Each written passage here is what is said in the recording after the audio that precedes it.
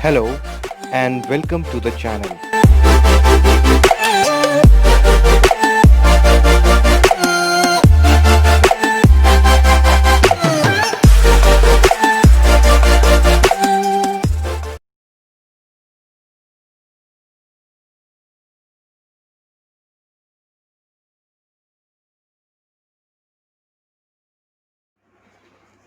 Hello and welcome. I am Dr. Mohammad Shaukat Ansari from Learn English Language Skills with Shaukat Ansari. I am going to discuss here in this lesson the uses of two modals may and migst might. And I must inform you that in the previous two sessions, in the previous two lectures, I have already dealt with an introduction of modal verbs and also the uses of can and could. Before this lesson takes off, it is pertinent to present here 5 common features of modals. 5 common features of modal verbs. First, modal verbs are always followed by base, or you can say main, or you can say infinitive without to verb. In short, verb, one form of verb is always used with any modal verb, with all modal verbs. Okay, for example, I can drive this car. Don't say I can drives this car, I can driving this car, I can drive this car. Never. After can, may, might, could, shall, should, would, must, ought to, you have to use only verb, one form. Number 2, modal verbs are same for all pronouns. Whether I or you or we or they or she, same modal verbs are used. For example, I can, I may, I must, he can, he may, he must. Same. Number 3, modal verbs take direct negative or question forms. Direct. No need to use do or does or did or do not or does not or didn't. For example, in negative, you say, I cannot drive this car.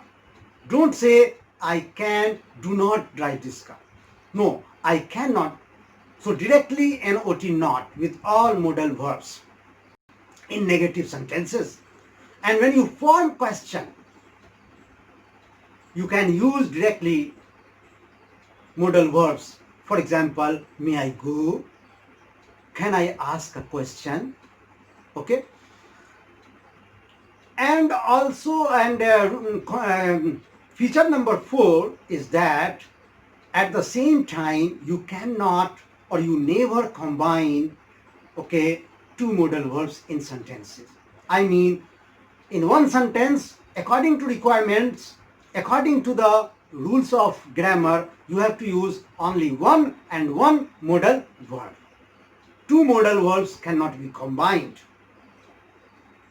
And the fifth common feature of modal verbs is that all modal verbs are used in original form. Cannot be changed into cans or can't. May cannot be changed into mays or maid. Can, may, could, might, would, will, shall in the original form you have to use in all sentences as per requirements in terms of the rules of grammar. Got my point? Right? I think you are following me. My dear good learners, now come to the uses of may and MIGST might.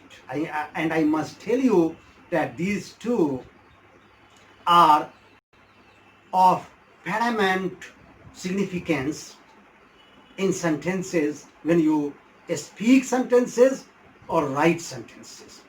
Rule number 1 pertaining to the uses of may. May is used to make polite request. May is employed in sentences to make polite request, to spell out polite request. And when you are using may and you are making polite request, you have to use may with only I and we. Don't use with he or she or they or with other pronouns. Just with I and we. You have to use may when you make polite request by using may. For example, may I borrow your pen? May I use your phone, please? Okay. May I borrow your pen? May I use your phone, please? Now, rule number 2 pertaining to the uses of may. Rule number 2. May is used for giving permission. Remember, may is used to give permission. When you refer to giving permission, you can use may in sentences. For example, you may leave the class. You may use my car. You may go to the washroom. Okay. Number 3, may is used for asking permission. When you are seeking permission, when you wish to seek permission, you have to apply may as modal verb. For example, may I use your laptop? May I use your laptop? May we have a look? May we have a look? Okay. May I ask a question? Sir, may I ask a question, please? Sir, may I place a pertinent question here, sir? So number 1, when you make a polite request, use may. Number 2, when you give permission, you use may. Number 3, when you seek permission, you use may. Now, rule number 4, and significant rule, significant point to be kept in your mind. And I must reiterate here, I must strongly repeat here that you please practice English in your daily life. After making practices, you can become perfect. Okay.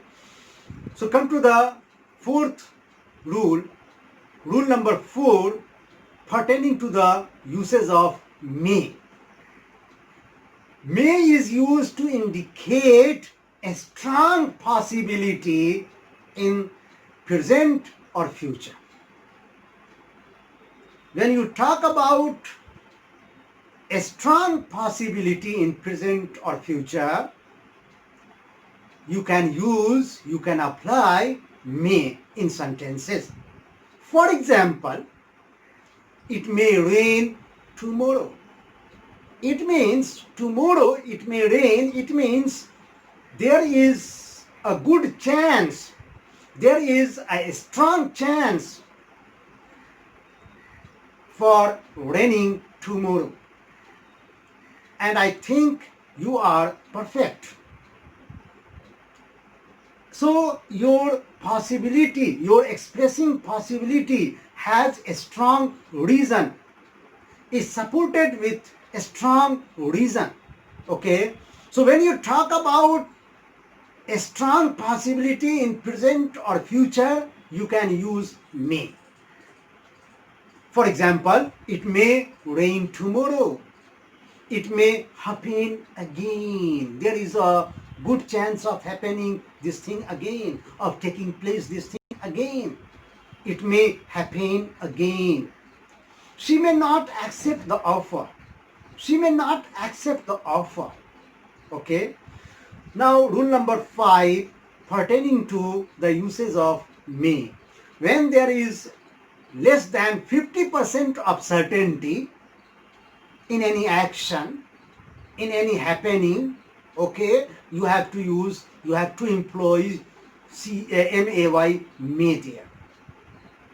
So when there is less than 50% of certainty, you use may in that expression, in that elaboration. For example, where is Arshad?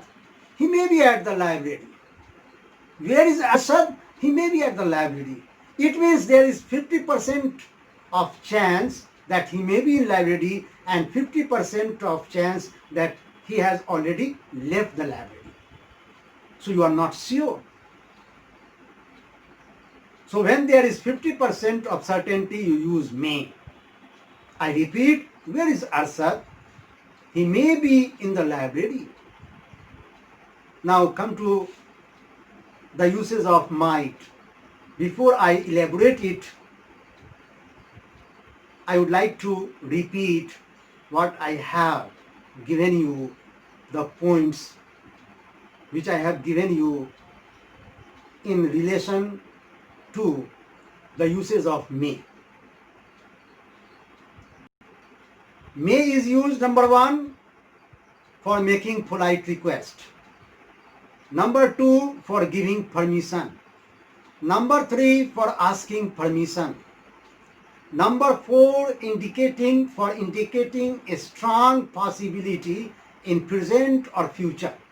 And number 5, when there is less than 50% of certainty, less than 50% of chance, you use may.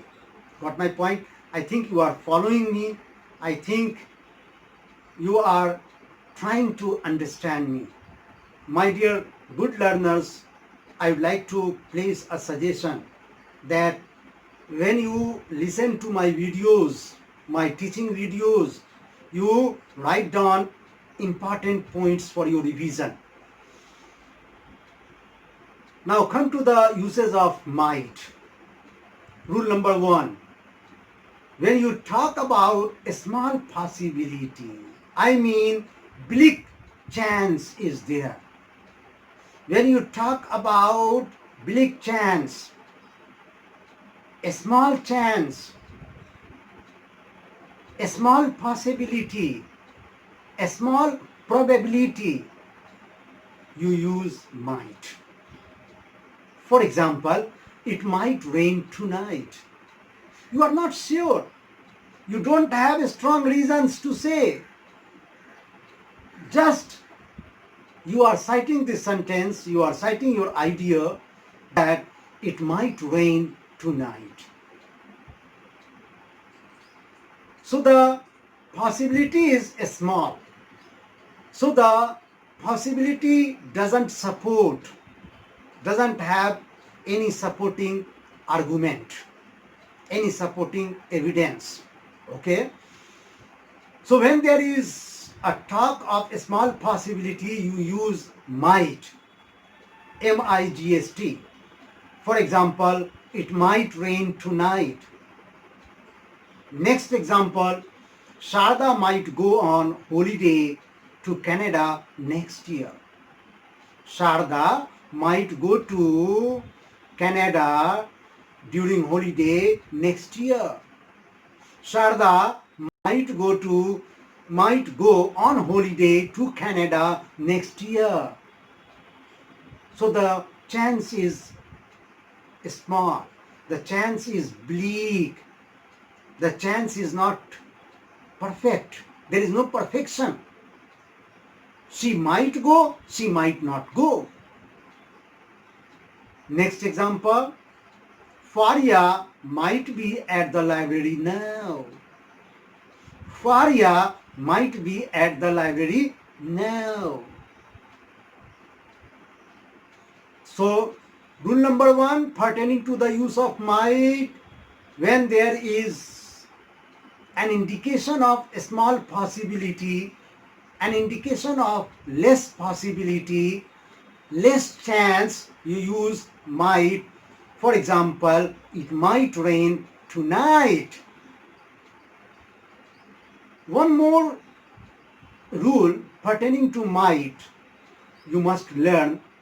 However, it is a rare rule, an exceptional rule. Might is also used for making polite request. For example, might I borrow your pen? But this is rare. You can use for making polite request may, could, and sometimes can. Okay? My dear good learners, I confide that you have followed this lesson in toto, and this is my promise. I will be back with another lesson shortly on the uses of will and would. Till then, take care. Bye bye. See you.